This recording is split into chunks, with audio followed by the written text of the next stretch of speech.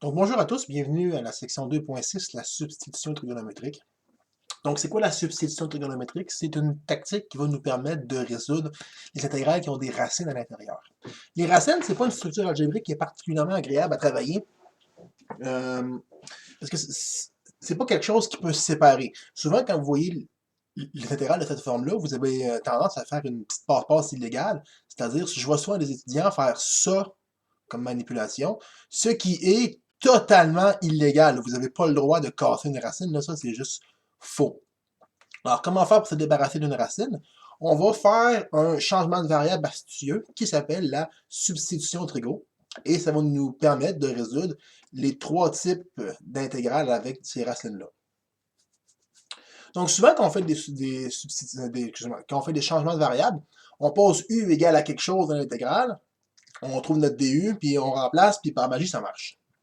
Dans le cas d'une substitution trigo, c'est aussi un changement de variable, sauf que on va poser x égale à quelque chose qui nous arrange, et ce quelque chose-là qui nous arrange va faire de la magie. Donc, le quelque chose qui nous arrange, je vais l'expliquer. Dans chacun des trois cas, il faut poser un quelque chose qui nous arrange différent, mais c'est quelque chose qui est relativement routinier, donc dans ces trois formes-là, c'est tout le temps la même chose qui va nous arranger. Donc, par exemple, si on regarde le premier cas, donc si je reprends le cas a carré moins x carré racine de ça, le changement de variable qui va nous intéresser, c'est x est égal à a sinus de θ. Donc, si je vais poser ça comme changement de variable, ça va me permettre de me débarrasser de la racine et ainsi d'être capable de résoudre mon intégrale.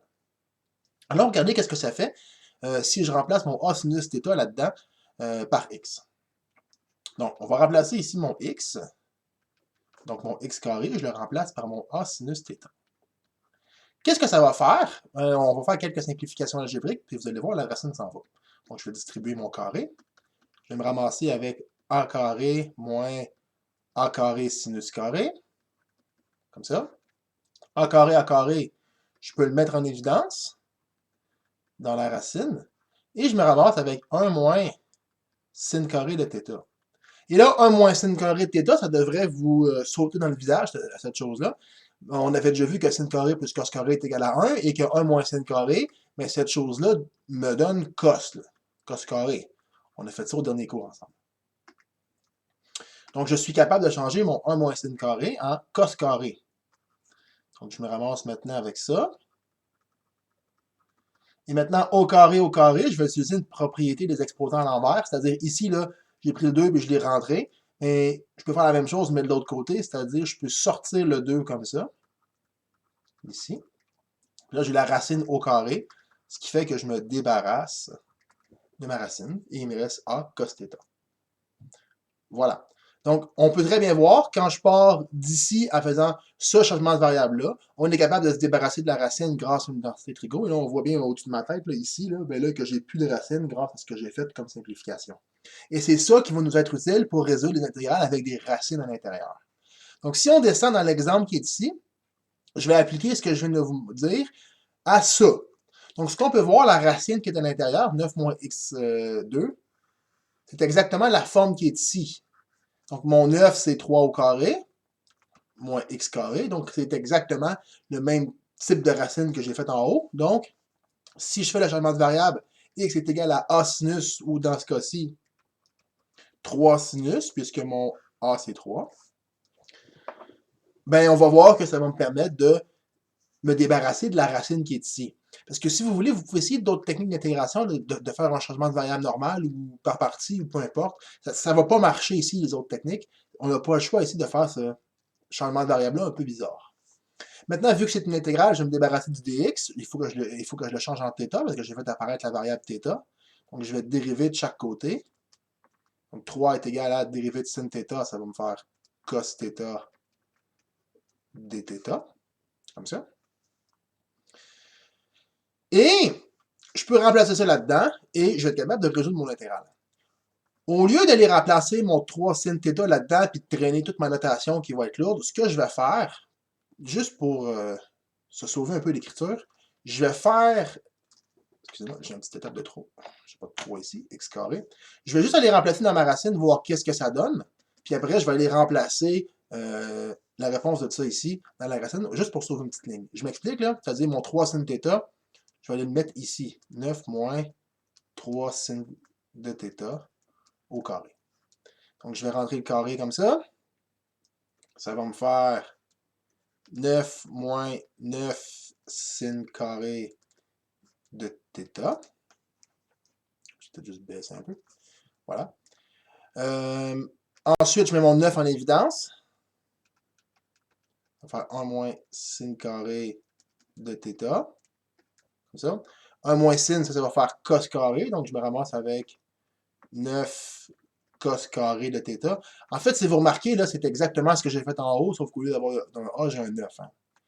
Fait que là, maintenant, je pourrais sortir mon carré comme j'ai fait ici, là, c'est-à-dire mettre mon carré ici en haut, mais à la place, ce que je vais faire, je vais juste dire racine de lui et racine de lui, donc ça va me faire 3 cos θ. Et c'est donc ça que je vais aller mettre à l'intérieur ici. Donc, ma nouvelle intégrale va devenir 9 moins x2, ça va faire 3 cos θ. Mon x, je le change en 3 sin θ, mais il était au carré, fait que au carré. Hein. Puis mon dx devient 3 cos θ dθ. Donc ça, c'est un 2. Puis ici, il nous vient un 3 cos θ dθ. Maintenant, 3, ça fait 9. Je vais sortir l'intégrale. Puis cos, ça va me faire cos carré. Ici, mon carré, je vais le passer à lui, 3 carré, ça va faire 9. 9, je vais le sortir. Puis je vais avoir en dessous sin carré dθ. Comme ça. 9, 9. On peut l'éclencher. Et là, la façon la plus simple de résoudre cette intégrale-là, c'est de la façon suivante, c'est-à-dire que cos carré sur sin carré, je vais le changer en cotan carré. Et cotan carré, il y a une façon simple d'intégrer ça avec une identité trigo que je vais vous montrer maintenant. Et ça va me permettre de transformer mon cotan en cosec carré. Je m'explique. Donc là, je vais sortir une identité qui va me permettre de résoudre ça. Et en fait, l'identité que je vais sortir, c'est la première que je vais vous montrer, là, le sin carré plus cos carré est égal à 1 que vous connaissez déjà. Là. Ça, c'est une identité qu'on a vue au dernier cours. Je vous avais dit, c'est possible de diviser tout le monde par cos, puis on se ramasse avec tan carré plus 1 est égal à sec carré. Ça, je l'ai montré au dernier cours. Mais c'est aussi possible de diviser tout le monde par sin, et je vais me ramasser avec une autre identité qui va être très utile ici. Comme ça. Bon, j'ai accroché mon scroll. Donc, sin carré sur sin carré, ça va me donner 1. Plus cos sur sin. Sin sur cos, ça faisait tan, mais cos sur sin, ça fait cotan. Ah, tiens, cotan carré, comme ici. Puis 1 sur sin, ça, par définition, ça faisait cosec carré. Comme ça. Et ce que je vais faire, je vais envoyer le 1 de l'autre côté. Je vais remplacer mon cotan par cosec carré moins 1. Ce qui fait que il va me rester. Peut-être juste mettre une boîte pour qu'on se retrouve. Donc ici, il va me rester quoi? Il va me rester l'intégrale de cosec carré. Puis le 1 va venir de l'autre côté pour isoler mon cotan. Là, fait que j'ai un moins 1 ici, comme ça. Et c'est quoi l'avantage maintenant d'avoir cosec carré? C'est que ça, c'est une primitive directe. Si on se rappelle bien, là, quand on dérivait cotan, ça faisait moins cosec carré. Fait qu'intégrale de cosec carré, c'est juste directement moins cotan. C'est direct, là, vous irez voir sur la feuille dans les premiers cours sur les primitives, j'en parle directement. Puis intégrale de 1, ça fait moins θ. Plus une constante d'intégration. Maintenant, petite difficulté supplémentaire. Ici, comme à l'habitude, j'ai une intégrale qui est en θ et je dois la ramener en termes de x. Sauf que là, le problème, c'est que mon x ici, il n'est pas isolé. Enfin, en fait, mon θ n'est pas isolé, fait que c'est un peu plus dur de le ramener. Et là, j'ai un cotan. Donc, il va falloir qu'on évalue qu'est-ce que ça vaut cotan. On va commencer par aller jouer avec le θ, parce que c'est ce qui est le plus facile.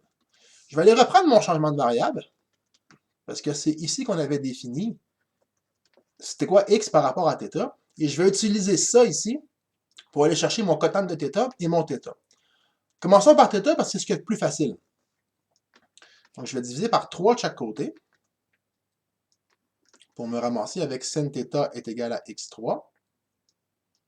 Et là, d'habitude, quand on veut résoudre une équation, on a besoin d'une opération inverse. Qu'est-ce que je veux dire par là? Ben, si vous voulez résoudre x carré est égal à 9, ben, vous le savez, vous prenez l'inverse du carré, vous faites la racine de chaque barre, puis là, ben, vous vous ramassez à x est égal à plus ou moins 3. Oui, ça, on le sait. Maintenant, je vais juste l'effacer, parce que c'est pas ça que j'ai besoin. L'opération inverse du sinus, c'est l'arc sinus, le sinus moins 1 sur ma calculatrice. Là. Fait que si je prends l'arc sinus de chaque côté, juste laisser un égal pour rien en bas, il m'énerve. Tiens. Voilà. Donc, arc sinus de sinus, ça c'est comme si ça se cancellait. Puis ici, il va me rester l'arc sin de x sur 3, comme ça. Alright? Donc, mon θ va devenir l'arc sin de x sur 3, ça c'est réglé. Mon petit θ, je suis dans le coin en haut à droite, là, donc, si vous checkez ma souris, mon θ va devenir arc sin de x sur 3, ça c'est facile. Maintenant, comment faire pour trouver cotane? Mais pour trouver cotane, il faut que je dessine un triangle. Pourquoi un triangle? Par définition d'un sinus, ben, j'ai besoin d'un triangle. Je m'explique. Nous, ce qu'on sait des triangles rectangles, là, ce qu'on sait des sinus, c'est SOHCAHTOA. C'est-à-dire, le sinus, c'est le côté opposé divisé par l'hypoténuse, le cosinus, c'est le côté adjacent par l'hypoténuse, la tangente, c'est le côté opposé par adjacent. Grosso modo, pour pouvoir définir un sinus, un cosinus, une tangente, j'ai besoin d'un triangle. Donc, ce que je vais faire, je vais aller chercher ce triangle-là grâce à ça ici. Je m'explique, je vais renvoyer mon 3 de l'autre côté, de telle sorte que je peux facilement me ramasser avec sinus de θ est égal à x sur 3. C'est-à-dire, j'ai envoyé le 3 de ce côté-là. Puis j'ai inversé mon équation, là, je l'ai juste flippé de bord pour que mon sin soit en premier. Et qu'est-ce que je vous avais dit du sinus? J'avais dit que c'était SOHCAHTOA, donc le sinus de θ, c'est le côté opposé sur l'hypoténuse. Donc, prenez un triangle rectangle, cherchez le côté opposé, divisez-le par l'hypoténuse, et c'est ça votre sinus. Donc, ça veut dire que, veut pas, notre triangle, là, notre sinus, il est relié à un triangle, et j'ai besoin du côté opposé, I de l'hypoténuse et de l'angle, pour définir mon sinus. Et là, regardez bien ça. Je viens de vous dire que le sinus, c'est l'opposé sur l'hypoténuse. C'est comme si vous aviez un triangle rectangle dont le côté opposé, c'est x, puis l'hypoténuse, c'est 3. Oui, c'est en comparaison, là. Lui, c'est x, lui, c'est 3. Ça veut dire que je peux dessiner un triangle qui a ça comme propriété. Et le côté qui est ici est très facile d'aller chercher grâce au théorème de Pythagore. Le théorème de Pythagore dit que ce côté-là au carré plus ce côté-là au carré est égal à ce côté-là au carré. Ou je peux dire ce côté-là au carré moins ce côté-là au carré, racine vaut celui-là. Je veux dire, si j'ai a carré plus b carré est égal à c carré, ben je peux dire que a carré est égal à c carré moins b carré, puis je fais racine de chaque côté. C'est facile d'aller chercher ce côté-là grâce au théorème de Pythagore. C'est pas des maths de fou dans la tête. Là. Donc tout ça pour vous dire que le côté qui est ici, grâce au théorème de Pythagore, c'est l'hypoténuse au carré moins x au carré, racine. Et là, vu que j'ai un triangle et les trois côtés, donc ça c'est le triangle qui a été défini par le sinus, mais c'est facile d'aller chercher le cosinus, la tangente, la cotangente, parce que si je vais aller chercher le cosinus, c'est le côté adjacent par l'hypoténuse, donc lui par lui. Si je vais aller chercher la tangente, c'est lui divisé par lui. Donc j'ai tous les côtés ici qui définissent tous mes rapports trigonométriques. En l'occurrence, nous, c'est cotane qu'on veut avoir. Cotane, c'est quoi? Donc, on savait que tangente, c'est opposé sur adjacent. Et cotangente, c'est l'inverse. C'est adjacent sur hypoténuse. Donc, dans ce cas-ci, le côté adjacent à l'angle, ça serait lui. Donc, 9 moins x carré. Sur le côté opposé à l'angle qui est x. Donc, ma cotangente vaudrait ça ici. Donc, j'aurais moins la racine de 9 moins x2 sur x. Moins mon θ, on avait dit que c'était arc-sin de x sur 3. Il faut pas que j'écrive gros. Moins arc-sin de x sur 3 plus une constante. C'est bon? Donc, ma réponse, en fait, je n'ai pas besoin de l'égal ici. Ma réponse, c'est ça, directement. Donc, peut-être que je vous ai fait mal à la tête un peu avec mon dernier exemple. C'est peut-être ça qui est le plus dur ici. Là. Parce qu'essentiellement, vous faites votre changement de variable, donc, qui est le A sin θ là-dedans. vous ramassez avec une intégrale. Ici, il faut la résoudre. Là, on n'avait jamais vu Cotane. Peut-être que ça vous a paru un peu dur parce qu'on n'avait jamais vu comment faire Cotane, mais c'est comme ça qu'on fait. Et après, quand on a des θ, puis il faut les ramener, ben, j'ai pas le choix d'aller redessiner mon triangle avec le changement de variable. Et c'est ce qui me permet d'aller chercher qu'est-ce que vaut cotane, qu'est-ce que vaut cosine, qu'est-ce que vaut sine, ben, ainsi de suite. Donc, c'est pas si compliqué, mais le premier coup qu'on voit ça, ça fait mal un peu.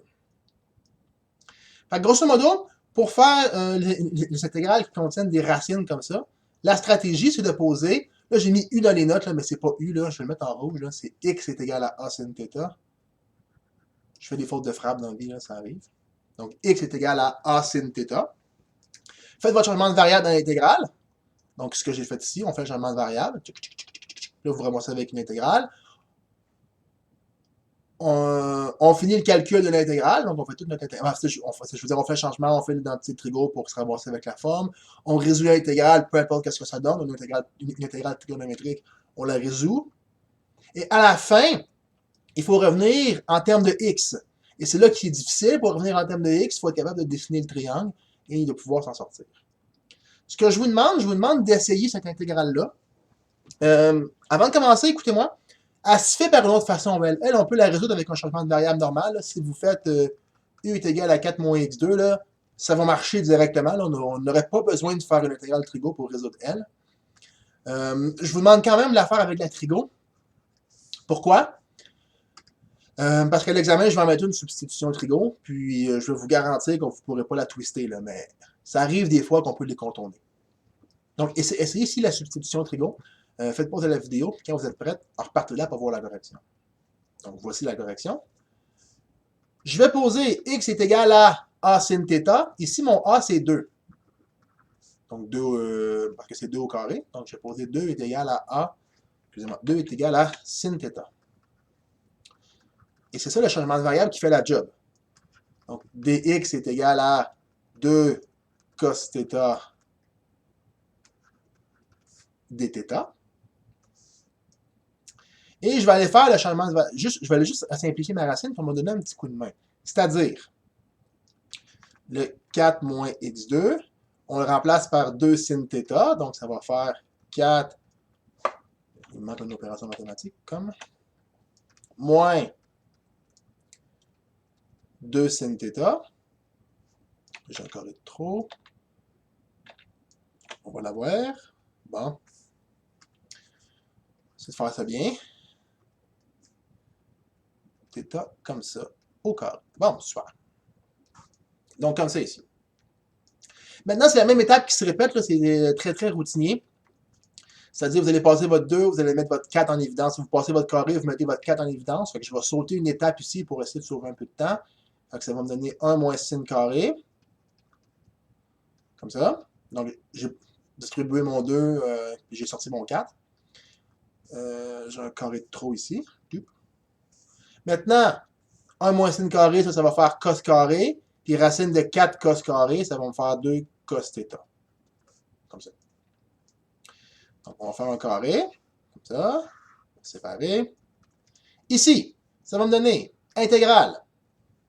X cube va devenir 2 sin θ au cube. Et lui va devenir 2 cos θ. Là, je m'en allais mettre mon dθ, mais non, pas tout de suite. Donc, lui devient, ma racine devient 2 cos θ.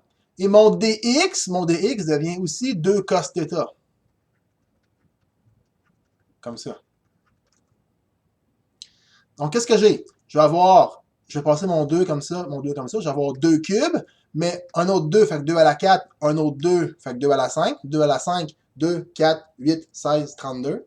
Fait que j'ai un 32 en avant qui traîne, là, qui est le produit de toutes mes 2. Et je me ramasse avec sin cube, puis cos carré. Et ça, c'est exactement un cas qu'on a vu au dernier cours. C'est-à-dire, j'ai des sinus et des cosinus avec des exposants pairs et impairs. Donc ça se résout assez bien. C'est-à-dire, on pose U égale à celui qui est pair. Donc ici, je vais poser U est égal à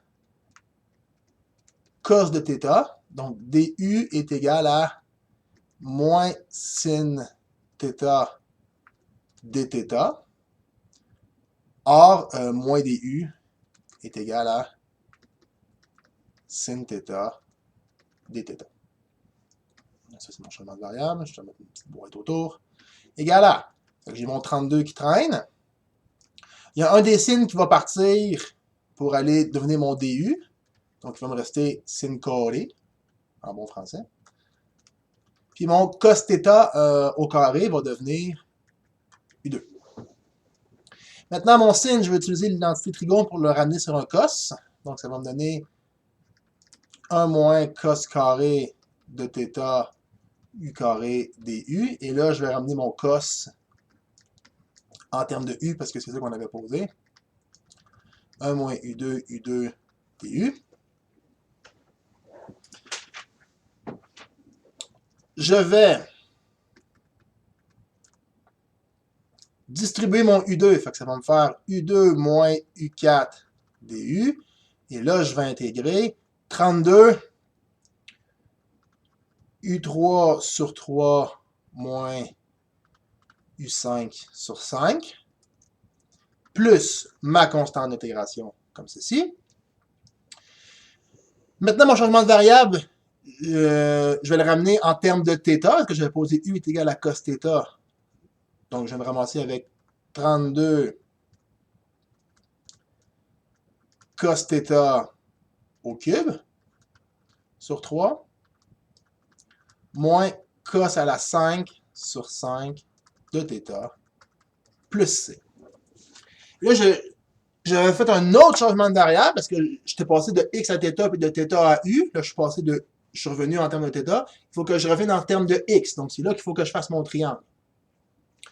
Donc, je vais repartir avec mon changement de variable initial et je vais essayer d'aller dessiner mon triangle. Donc, c'est-à-dire, je vais envoyer mon 2 de l'autre côté, comme ça, pour dire que j'ai sinus de θ est égal à x sur 2. Donc, je vous rappelle, par définition, du θ, du sinus, c'est opposé sur l'hypoténuse. Donc, ça veut dire que j'ai un triangle rectangle dont le côté opposé, c'est x, et l'hypoténuse, c'est 2. Et par le théorème de Pythagore, je sais que le côté qui est ici, c'est 2 moins x au carré, racine. Donc, regardez bien, là, ce que vous avez ici, là, en fait, c'est toujours votre racine. Là. Magie, là, mais la racine qui est ici, c'est ça qui se retrouve là. C'est la même affaire. Or, pour aller chercher le cos, moi j'avais le sin, et le cos par définition, je sais que c'est l'adjacent sur l'hypoténuse. Donc je sais que c'est l'adjacent, donc ceci sur l'hypoténuse 2. Donc le côté adjacent, parce que l'angle est ici, hein. Donc le côté adjacent sur l'hypoténuse 2. Or, je peux changer 32, 4 moins x carré sur 2 cube sur 3, moins racine de 4 moins x2 sur 2 à la 5 sur 5, plus une constante d'intégration. Voilà. Donc c'est de l'ouvrage quand même, hein. J'ai quand même torché une page de calcul, hein. C'est du calcul. Mais ça se fait quand même bien. Ça fait relativement routinier. Même le triangle, là, à force, quand on en a fait une coupe, quand vous comprenez bien, ça se fait de façon relativement routinière. Donc oui, il y a beaucoup de calculs. Oui, c'est facile de se tromper parce qu'il y a beaucoup de choses, puis la moindre erreur fait qu'on est dans le champ. Là. Mais ça se fait quand même bien. Maintenant, les intégrales de la forme a carré plus x carré. C'est la même logique qu'on va utiliser ici. Sauf qu'au lieu de poser x est égal à sin, il faut poser x est égal à tan. En fait, je pourrais même rajouter là, x est égal à... je vais mettre en rouge pour que vous le voyez bien. Là. Donc, rajouter ça. X est égal à a tan. Fait que pour la même logique ici qui va s'appliquer, on va être capable, en faisant ce changement-là, on va être capable de se débarrasser de la racine avec une identité trigonométrique. Donc, c'est exactement le même principe. Je vais vous faire l'exemple, vous allez voir, c'est pas si compliqué que ça. Puis après, ça va être la même logique aussi pour la forme x moins a carré, je vais vous montrer, là, c'est toujours la même chose qui va revenir. Essayons-le. Vous allez voir, c'est pas si compliqué. Donc, on est de la forme ici x carré plus a carré, donc 1 carré plus 1 carré. Donc, dans ce cas-ci, il faut poser x est égal à a tan. Donc, dans ce cas-ci, vu que j'ai 4, c'est comme 2 au carré. Donc, il faut que je pose 2 tan θ. Super. Ce qui va me donner dx est égal à 2 dérivée de tan, on le sait, ça fait sec carré, dθ. On va aller faire la petite manipulation dans la racine ici. Vu qu'on n'a jamais fait celle-là en particulier, je vais la faire tranquillement. C'est-à-dire, donc racine de x carré plus 4. Je vais aller faire ce changement de variable-là. Donc, 2 tan de θ au carré plus 4. Maintenant, mon 2, je le mets au carré. Donc, je passe mon carré tac-tac. Ça va me faire 4 tan carré de θ plus 4. Je peux mettre mon 4 en évidence. Donc, je me ramasse avec ça. Ici. Je mets une parenthèse ici parce que. Et tan carré plus 1, ça fait sec carré. C'est ce qu'on a vu au dernier cours. Je vais quand même prendre une pause pour aller vous le remontrer. Excusez pour ceux qui ont mal au cœur facilement. Là. Je vais finir par retomber dessus, j'imagine. Là, je suis dans les cas sinus. Non, je suis trop haut. Donc, on en a parlé ici. Oui, ici, regardez ce qui est en rouge. Donc, je n'ai parlé ici, c'est la même identité que je vais utiliser. J'avais dit que 1 plus tan carré, ça vaut sec carré. Et c'est ça que je viens utiliser dans ma substitution trigonométrique. C'est-à-dire, tan carré plus 1 devient sec carré. Comme ça. Parfait. Donc, je me ramasse avec 4 sec carré de θ. Là, je fais la racine de lui et racine de lui. Donc, je me ramasse avec 2 sec. Voilà. Donc, carré pour dire ça, c'est un calcul qui était séparé. C'est comme fait de billets pour être capable de résoudre mon problème. Je vais me ramasser avec intégrale de 1 sur. On vient de dire que la racine, blablabla, c'était 2 sec. Comme ça. Et que mon dx, on a dit que c'était 2 sec carré de θ. Donc, 2 sec carré de θ. Et là, ça me fait 2, 2. Et eux simplifient. Carré, carré. Donc, je me ramasse avec l'intégrale de sec de θ dθ. Et comme ça tombe bien, intégrale de sec, parce qu'au dernier cours, je l'avais montré exactement celle-là, qui était non triviale, c'était pas du tout évident comme intégrale, là, mais je l'avais montré, j'avais fait de la démonstration ici. Donc maintenant, on a juste le droit de s'en servir. Donc, c'est-à-dire, je vais tout de suite domper que c'est le ln de sec plus tan.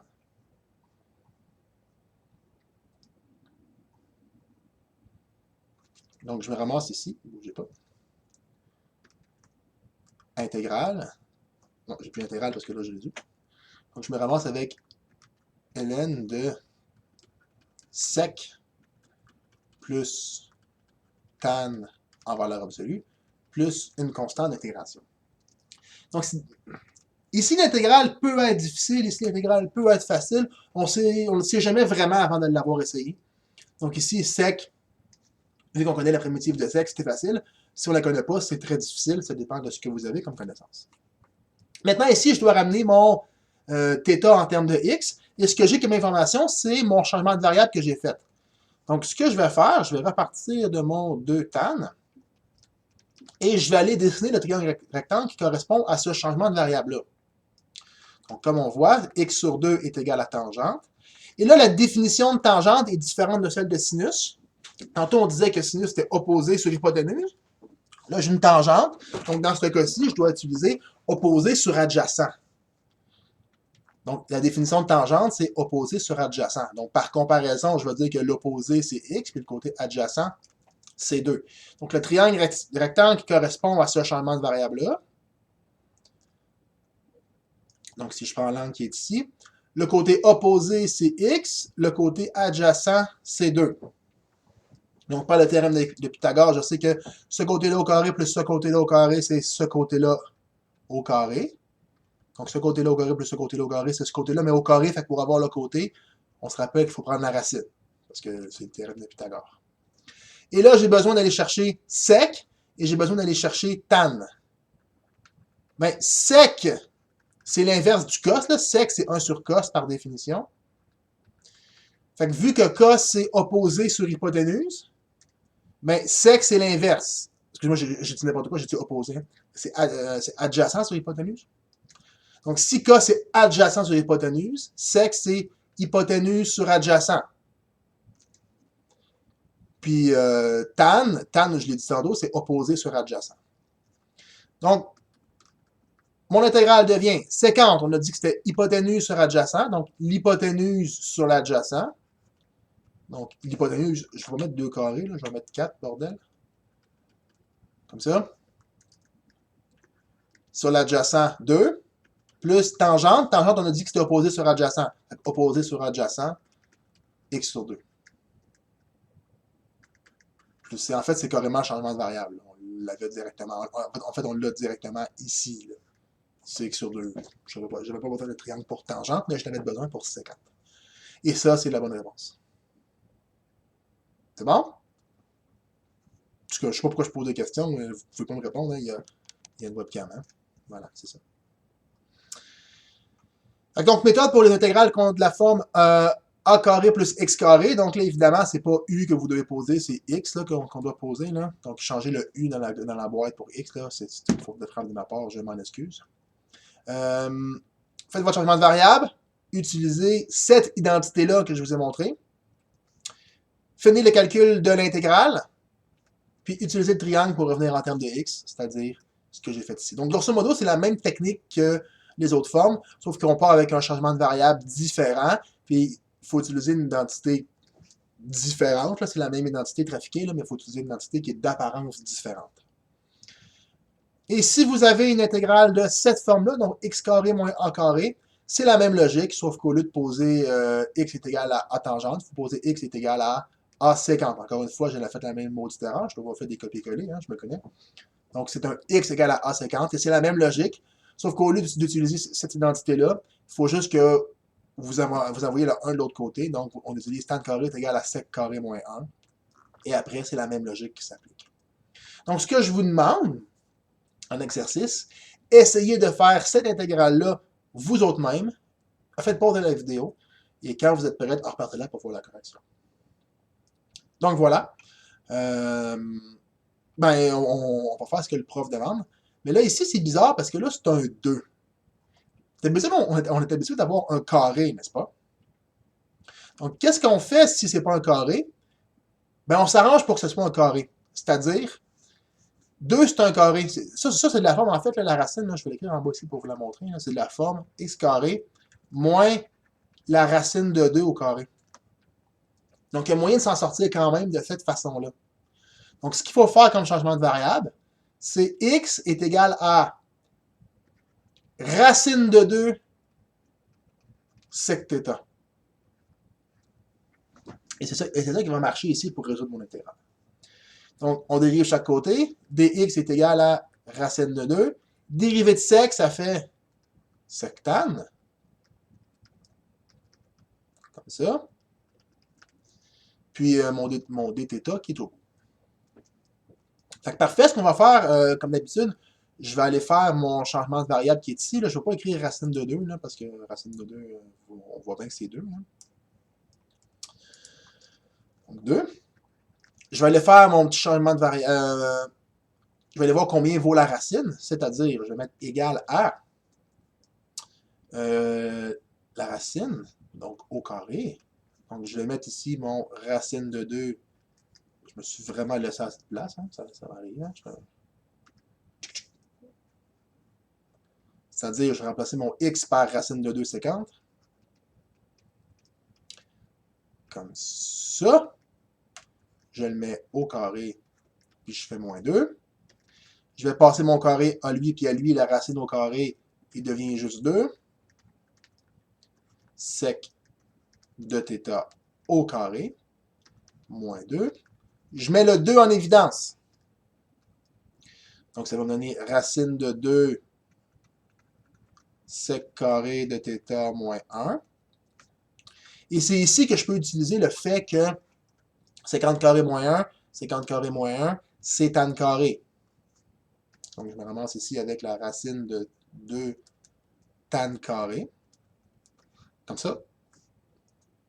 Et là, je fais racine du premier, racine du deuxième.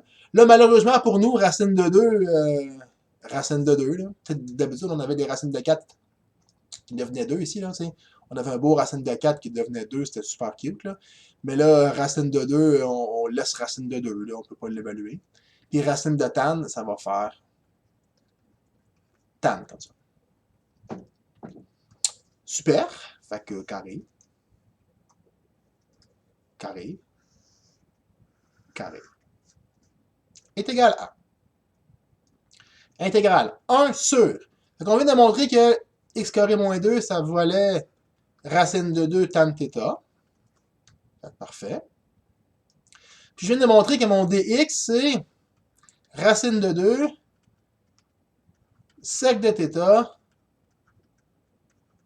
tan de θ. Dθ. Là, regardez comme la vie est bien faite.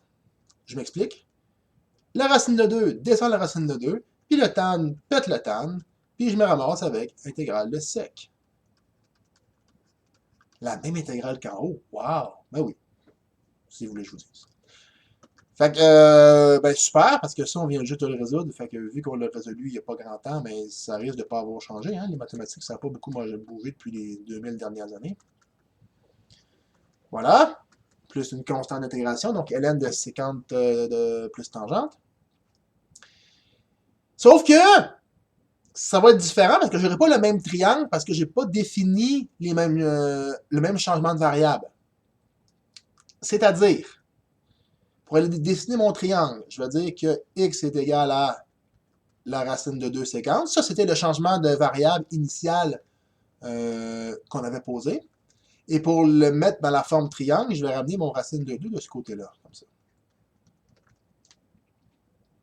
Maintenant, séquente, on sait que c'est 1 sur cos, puis cos était opposé sur l'hypoténuse. J'ai encore dit opposé, hein? Je fais 2 fois la même erreur dans la même vidéo. Méchant professeur. Donc, adjacent sur l'hypoténuse, donc la séquente, c'est l'inverse. C'est l'hypoténuse sur l'adjacent. Donc, quand je veux dessiner mon triangle rectangle, ici j'ai θ. Mon hypoténuse, par comparaison, on va dire que c'est x. Puis mon a, mon côté adjacent, on va dire que c'est racine de 2. Donc, par le théorème de Pythagore, je sais que lui, c'est... j'ai mis h, hein, gros talent. X, donc ça ne sert à rien. Donc, le côté qui est ici, ça devient x carré moins racine de 2 au carré racine par le théorème de Pythagore. Et là, séquente, je l'ai directement. Tangente, on sait que c'est par définition opposé sur adjacent, donc ça va être ça divisé par ça. Donc ma réponse va devenir le ln de x sur racine de 2, parce que c'est ça qu'on a dit ici que 50 valait, x sur racine de 2, plus tangente, on a dit que c'était x carré plus racine de 2 au carré, on va juste dire 2, là, commande. Puis sur le côté adjacent qui est racine de 2. Plus ma constante. Voilà. Ce que je peux vous dire des substitutions trigo, allez donc pratiquer ça parce que je vais mettre un examen. Donc, ça a l'air tough, là. On vient de faire ça, probablement que vous vous sentez comme oh mon Dieu, c'est tellement tough. Allez en faire, c'est pas si pire que ça, là. C'est long comme calcul, ça, je vous le donne. Mais c'est vraiment pas si dur que ça, c'est très routinier. Maintenant, dernier petit exemple du cours, il est vraiment cute cet exemple-là. Après, j'ai fini, c'est vraiment la dernière petite chose que je fais. Là. Donc, démontrer qu'un cercle A de rayon R a comme R pi R carré. Donc là, on va enfin démontrer, là, hors de tout doute, que l'aire d'un cercle, c'est pi R2. Grâce au calcul intégral. Êtes-vous content? J'espère que oui, vous êtes content. Donc d'abord, c'est quoi l'équation d'un cercle? Donc l'équation d'un cercle, je ne sais pas si vous le savez, mais, ou je vous l'apprends, probablement que je vous l'apprends aujourd'hui. Donc x carré plus y carré, ça vaut r carré. Donc si vous avez quelque chose de ce style-là, c'est que vous avez une équation qui représente un cercle de rayon R. Donc si par exemple je vous parle, au lieu de r carré, si je vous mets x carré plus y carré est égal à 4, comme ça, ben ici, on a un cercle de rayon 2, parce que ça, c'est r carré. Donc, si je fais la racine de 4, ça me donne 2. Donc, ça veut dire que ceci est un cercle de rayon 2 centré à l'origine. Donc, ça, c'est la relation qui représente un cercle, parce qu'un cercle, c'est pas une fonction, hein, parce que pour un cercle, pour un x, j'ai plusieurs y.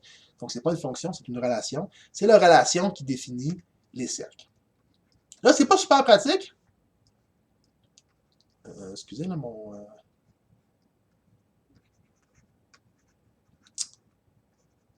ordi a décidé qu'il buguait un petit peu. Laisse-moi une seconde, je vais faire pause de la vidéo, je vais essayer de débugger mon affaire. Bon, excusez-moi, petit bug logiciel, ça arrive. Donc, je vous disais que ça, c'est la relation qui représente un cercle. C'est pas pratique parce que nous, on ne sait pas vraiment intégrer des relations, on sait juste intégrer des fonctions. Fait que pour avoir une fonction, ce que je vais faire, je vais prendre la relation du cercle et je vais simplement isoler mon y. C'est-à-dire, je vais envoyer le x de ce côté-là. Et je vais prendre la racine de chaque barre. Comme ça.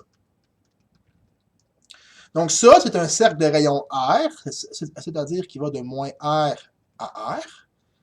Et vu que j'ai pris la racine, et que c'est une fonction, la racine, dans le cas des fonctions, on regarde juste la partie positive. Tu sais, quand je vous parle de racine de x, là, la fonction racine de x, c'est juste ça comme ça. Donc c'est juste la partie positive de la racine. Donc en réalité, c'est quoi? C'est juste le demi-cercle supérieur. Donc ça, c'est la fonction qui représente le demi-cercle supérieur. Si vous n'êtes pas trop sûr de ce que je viens d'expliquer, parce que je l'ai expliqué vite un petit peu, là, je vous le donne.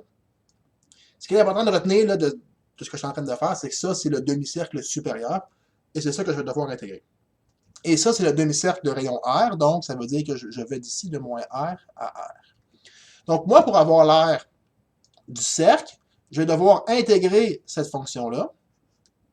R carré moins x carré dx. Je vais devoir l'intégrer de là à là, c'est-à-dire de moins R à R, donc du rayon à gauche jusqu'au rayon à droite. Et vu que c'est juste le demi-cercle, ben, il faut que je fasse x2 pour avoir le cercle complet. Et si je résous cette intégrale-là, la réponse finale devrait être pi r carré. Donc en bas, là, quand je vais arriver en bas de ma feuille, là, ici, là, il devrait juste me rester pi r2. Alright? On va essayer. Donc ça, c'est quelle forme? C'est la forme racine de a carré moins x carré. Donc dans ce cas-là, ce que moi je vous avais dit, c'est poser x est égal à a sinus. Mais là, vu que c'est pas a, c'est r, je vais mettre r. Hein?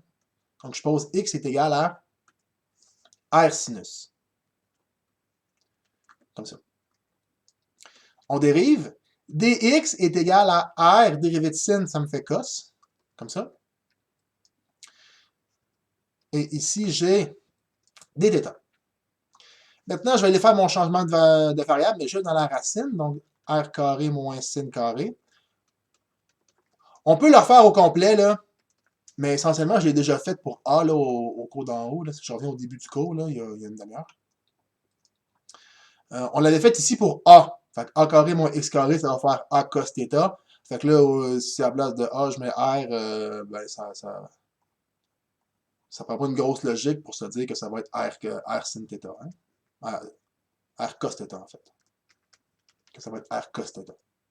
Alright? Donc, mon 2, il reste là.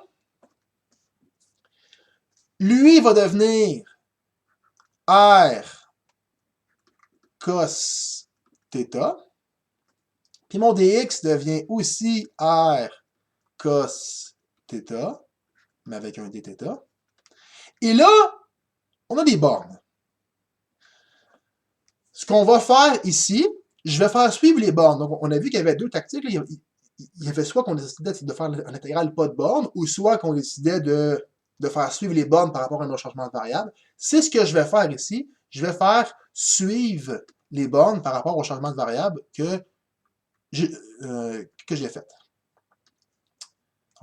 Regardez bien ça. Je vais juste recommencer ici. Mon R était comme dans ma parenthèse. C'est un peu gossant. Ah, mon θ.